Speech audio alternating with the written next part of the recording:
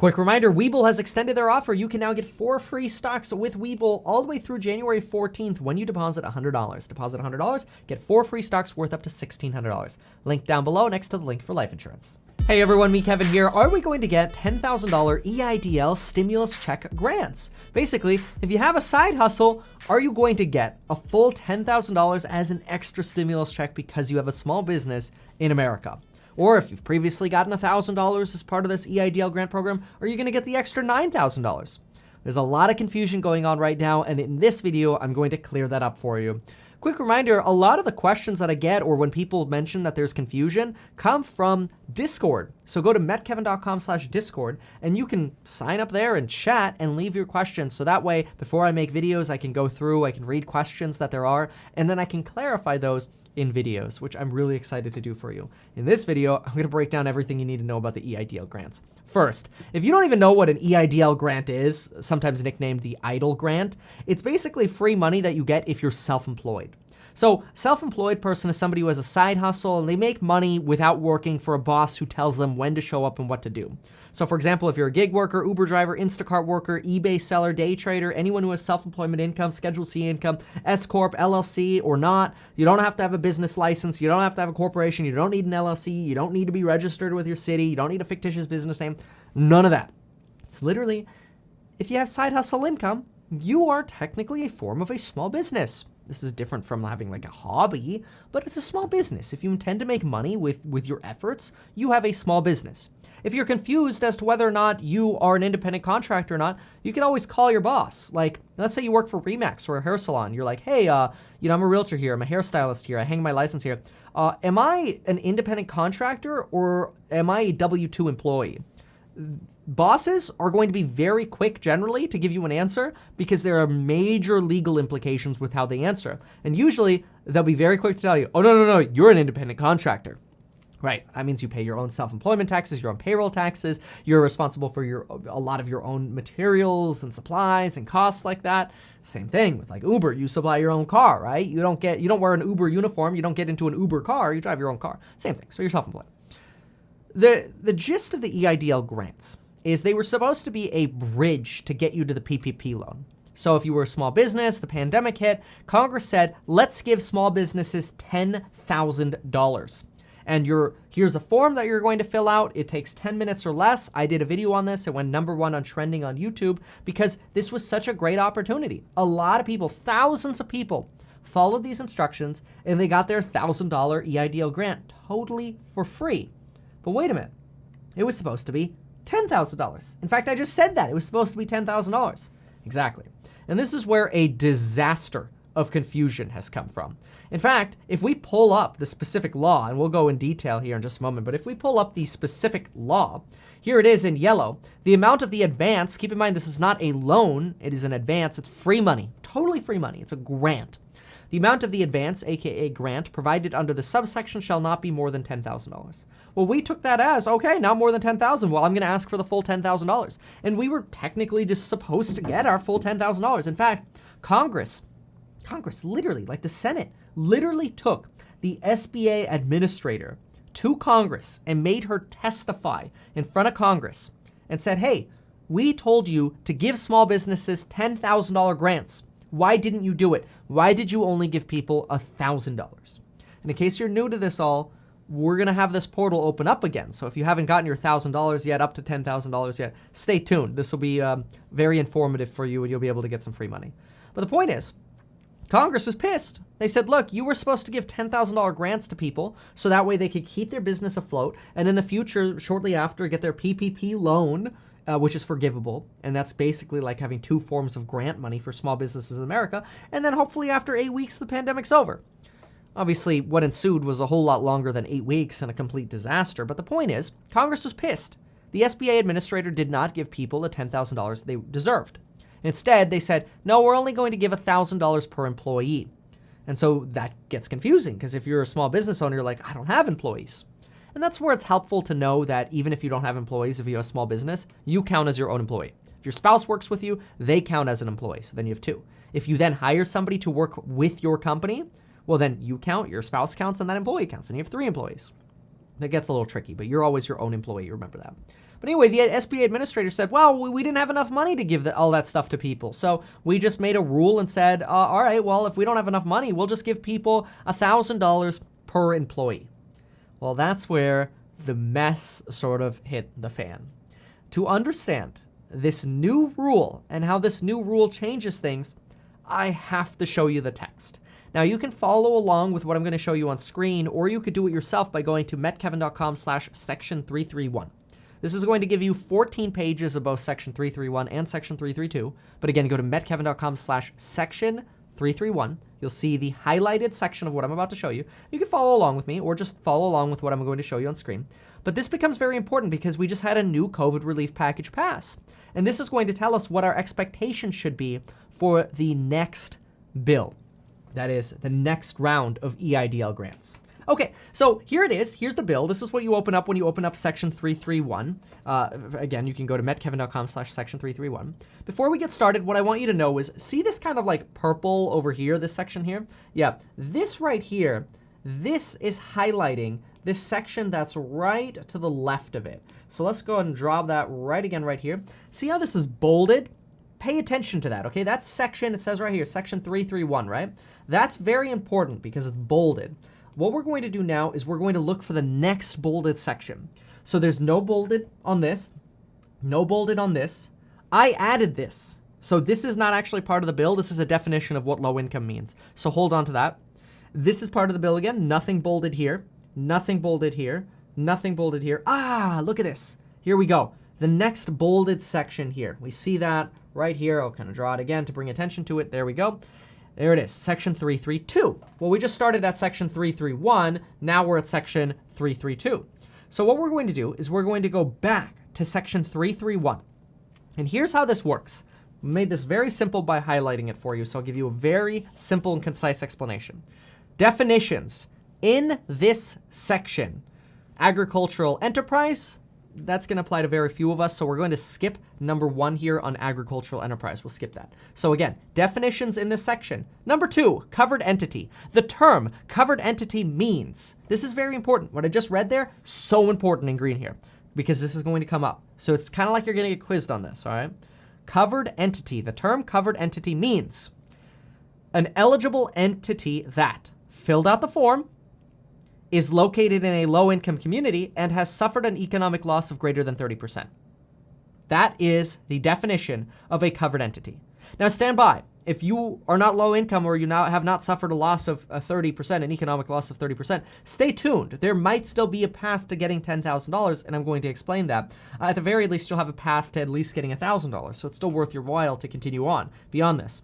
On the next page, it just mentions you can't have more than 300 employees. Again, talks a little bit about agricultural. Then over here, it tells you, it defines what what economic loss means. So if you want to know what economic loss is because you're low income and you want to see if you qualify for a 30% economic loss, I'll hide myself here for a moment. Take a screenshot of this right now. Take a screenshot. There you go. And then you can read that section there and understand what the SBA is going to look for to determine if you had a 30% economic loss or not. Then to define what low income means. Low income is defined by section 45DE of the Internal Revenue Code. That's really like complicated how they do that. So what I did is I just looked up section 45DE and I put it right here for you. See, here's section E. That's part of the DE. Anyway, so this defines what a low-income community is. So again, I'll hide myself here, take a screenshot of this, then you know what a low-income community is. So short of me explaining it, you also have this in that sheet that I hand out to you. That section again is metkevin.com/section 331. All right, now here is another section that is causing a lot of extra confusion. This is the very next page. It says effective previously received amounts. So basically, if you've applied before, in general, with respect to covered entity that received an emergency grant under Section 111E of the CARES Act, aka that up to $10,000 part. So if you've applied before, and if you got a grant before, the amount that you receive now shall be the difference of $10,000 and the amount you got before. So if you got $9,000 before, you get $1,000. If you got $1,000 before, you get $9,000. If you get $2,000 before, you get $8,000 now, right? That's how it reads. That seems pretty self-explanatory. But the problem is, it's what they said at the beginning here again. In general, with respect to covered entity, So that's the definition again, right? We have this definition, that darn word again, covered entity. With respect to a covered entity, which received an EIDL grant under that section of the CARES Act. So those are two conditions. You're a covered entity and you got a grant, then you get the difference. But remember, covered entity, all we have to do to see covered entity is go back in the pages here, and we see again, in this section, covered entity, the term covered entity means filled out the form low income, 30% economic loss. And to make it very clear, they also put it under the same bolded headline. The bolding has not changed. The bolding doesn't change for a few more pages. To make it even more clear, because we might be thinking, well, Kevin, wait a minute. What if it's a covered entity as defined in the CARES Act? The issue with that is the CARES Act doesn't use the language covered entity. In fact, if you zoom in over here, they use the phrase covered period, eligible entity. They do not use the phrase covered entity. And again, you can see these pages yourself, but this is how they're making that clear distinction that they're saying, and it's so confusing how they do it, right? It's so annoying. But they're saying, if you've applied before and you're low income, and you've suffered a 30% economic loss, you get the full $10,000. So if you got one, you get the extra 9. So unfortunately, so far, up to this section, if you are not in a low-income community and your income hasn't gone down 30%, you do not qualify for the full $10,000, which sucks, because I want us all to qualify for the full 10K. And I'm going to talk about now how maybe we could qualify for the full $10,000. But here's what we got to do. We got to go to this next page here, and just quickly, I want to mention here, see this C verification? This is just the administrator, basically Congress saying they could verify your tax returns now. They changed that from the prior act. They didn't have to verify your tax returns before. But look at this next bolded section. You saw this was a few pages down the road. Section 332, emergency EIDL grants. Section 1110 of the CARES Act is amended. Now this is very different because Section 331 was not an amendment. They were just saying, hey, this is a new thing. If you are in a low-income community, had a 30% economic loss, we are establishing it so that if you got a grant before, you can get more money now. That's what they're saying now. But in this other section here, they're talking about emergency EIDL grants for people who are not in a low-income community. And all they're doing here is changing the covered period from December 31st by striking December 20th and inserting December 31st. Anytime you strike something, you could basically just go to the actual bill itself and you could do the striking yourself. And then that way it makes sense. You go over the CARES Act here. Here it is, the covered period, striking 20 and putting 21. That's basically all they're doing. So they're operating under the same premise that they had before, the same bill that they had before with this section. And that's where it just gets complicated, right? Like they're striking stuff now from the last bill. It's really annoying. But anyway, here they basically say, we can check your credit now, and we can check your tax return.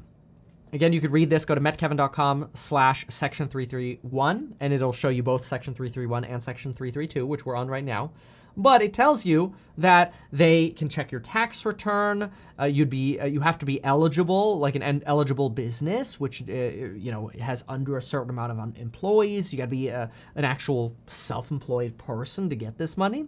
They changed the timing. The timing has been changed to 21 days instead of 72 hours, which it was previously. Again, they have some definitions of what it means to get this EIDL grant or to qualify for it. And then they say they're increasing the funding another $20 billion. And then boom, we get to section 333, which is the repeal of the EIDL advanced deduction.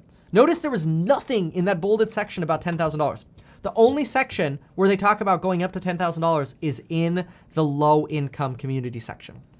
Just to give you that very, very quick overview again, and then I'm going to show you what we might be able to do to get the 10K. I just want to make this so clear. Here's section 331, right? Section 331. This is low income, 30%. Watch this. I turn the page. This just tells you what economic loss is. And we know that a covered person in this, or a covered entity, is somebody who's low income. Notice we haven't gotten any bolding here. Here we go. Subject to paragraph 2, a covered entity, they can get up to $10,000. Okay. That's the definition of low income community. Great. Here we go. The second part, if you've gotten money before and you're a covered entity, you get up to $10,000. Great. Haven't changed bolding yet. You have to verify, or the SBA is going to verify your information. They'll give you notifications, blah, blah, blah. They'll increase the allowance another $20 billion. And then boom. Then we get to emergency EIDL grants. Over here, nothing about $10,000 at all on this page. You can look at it yourself. Nothing about $10,000 on this page right here. Nothing at all. And then this says we go up another $20 billion, and then they talk about the repeal of the deduction. So literally nothing about that extra 10K in the normal section. So how are we going to get the extra 10K? Because at this point in the video, I think we can probably have an agreement here that it's possible that Congress did it again. They screwed us again. They basically said, at this point, in their bill, they said, if you're low income and you have a 30% economic loss, you're eligible for an EIDL grant of up to $10,000. If you previously got an EIDL grant and you're low income and you got $1,000, you get an extra $9,000. You get the full 10. That's what they've said. Then they have this new section about, by the way, we'll give an extra $20 bill and we'll ask for your tax returns for normal EIDL advances. So if you've never gotten $1,000 before and you're not low income, you're like, Kevin, just tell me about how to get the $1,000. Well, that section applies to you. And basically, that new section that applies to you, section 332, is a section that just says, hey, we're just going to strike out a couple things, the dates on the CARES Act, but we're going to go right back to the CARES Act. What was the CARES Act? Well, going back to the CARES Act, this is what we had. The amount of the advance provided under this subsection shall not be more than $10,000. Okay, so we didn't get any clarification from Congress that we're going to get the full K. We got zero clarification from Congress we're going to get the full 10K, which is stupid. It sucks because they should have given everybody the 10K because that was the original intent. That was what Congress was supposed to do. So there are two ways we might be able to get the 10K for everyone. Number one, the SBA changes their mind. And they say, hey, look, previously we only gave $1,000 to everyone who applied, and we didn't give the 10K out. We just gave $1,000 per employee. If they change their mind and say, hey, instead of doing the 1K per employee, we'll do 10K. Sweet. Send me the $9,000. That's awesome. Because I got $1,000 too. Send me the $9,000. Like that'd be awesome. Then we're topped off. The second thing that we can do, and this is the one that's a lot harder and certainly not guaranteed, but it's pretty much what we've got left. So we can email the SBA and we can tweet the SBA administrator and demand that we be included in the additional $10,000 as the original intent was. Now, if you've already applied for the EIDL, you probably have an email from the SBA and a representative from the SBA that you can email. That would probably be a good person to send an email to. Ask them, hey, I want the full 10K. I don't think, the CARES Act says, when it says not more than 10K, I'm asking for my full 10K. Even though the SBA has that rule, that's 1K per employee, I don't think it hurts to ask. If you don't have the email, it's disastercustomerservice@sba.gov. So, unfortunately, at this point, it looks to me like, by my reading of this and the explanation I just provided, I do not see that Congress said everybody gets 10K. I see that low-income people get 10K.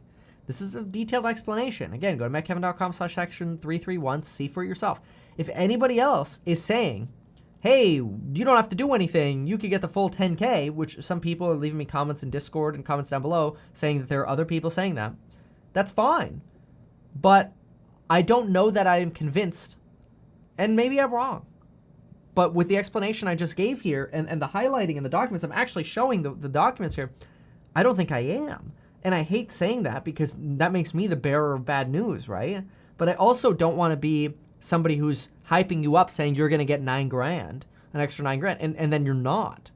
Because that means you would be planning to get this money and then you'll have the blanket ripped out from you or from under you rather than, oh, sweet, the SBA changed their rules and they're going to give everyone $10,000. That'd be a blessing. That would be an amazing blessing. But right now, the way this garbage is written, it doesn't look good. But in the meantime, you can get yourself life insurance in as little as 5 minutes, and you can get 4 free stocks with Webull when you deposit $100. Deposit $100, and they give you 4 free stocks worth at minimum $21 and up to $1,600. So it's an easy 21% return on your money or more. Thanks so much for watching. If you found this helpful, consider subscribing, and folks, we'll see you in the next video.